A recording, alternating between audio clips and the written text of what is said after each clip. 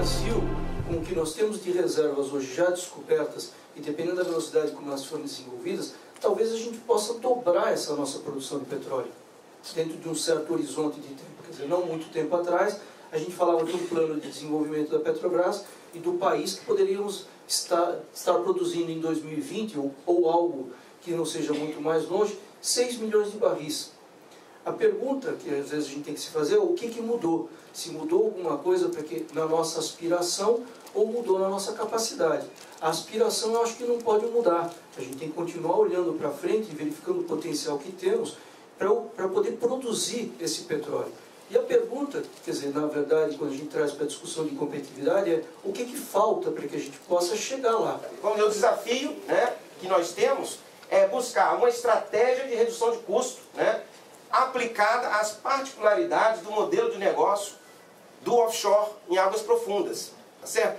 É muito importante ter em mente que fazer projetos em que cada unidade de produção vai alavancar aí investimento de 4, 5 bilhões de dólares, tem uma característica, um modelo de negócio muito diferente daquilo que acontece em terra, por exemplo, no não convencional nos Estados Unidos. Não pode ser a mesma estratégia. No cenário de preço baixo, a fase de exploração é aquela mais sensível. A produção está produzindo, está cashinho.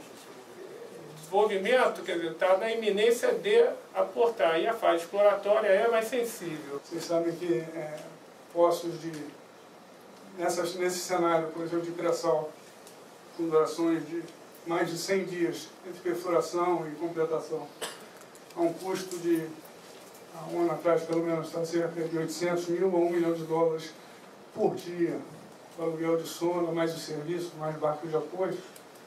Então, você reduzir o tempo na construção de poços diretamente proporcional à redução de custo na construção de poços. A gente trabalha muito aqui na indústria hoje um tipo de inovação distinta, que é a nossa indústria tem uma peculiaridade de ser muito distribuída.